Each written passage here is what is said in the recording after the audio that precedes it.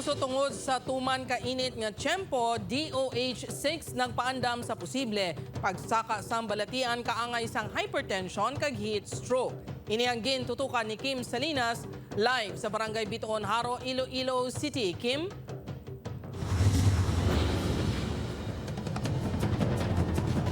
Mag-inom sang madamo nga tubig kag magpahuway ang pilalang sa panugyan sang DOH-6 sa publiko subong nga tigilinit agod makalikaw sa heat-related diseases. Bangod sa gina-eksperyensyahan nga El Nino, lauman sunod sa Department of Health nga magtaas ang non-communicable diseases bangod sang tuman kainit nga panahon.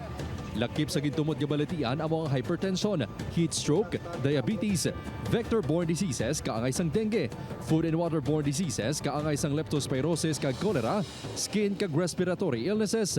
Bangod sini, ginapahanda na ang mga ospital sa rehiyon sa posibleng nga pagsaka sa mga balatian. Sunod sa DOH-6, nakahanda na ang dugang nga mga personnel, pasilidad kag bulong sa mga ospital agud maakomodar ang mga pasyente.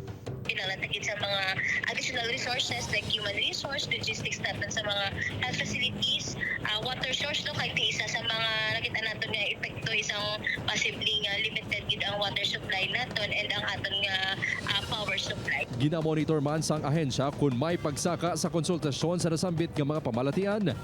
Ang pila ka mga residente sa Oton ang nakabatsyag sang kasingkal sang init.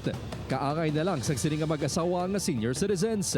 Init na gina sa tiga pa way man ko sa mga luandong na kunang man inom tubig nga madamo-damo Daw gabiti man sa lawas nung pagdamo lingin na ulo mo ti paway ka naman. Si Andy naman nga isa ka construction worker, nagakalit na lang sa pagpahuway kag ginatempranuhan ng obra para hindi maabtan sang ugtong adlaw.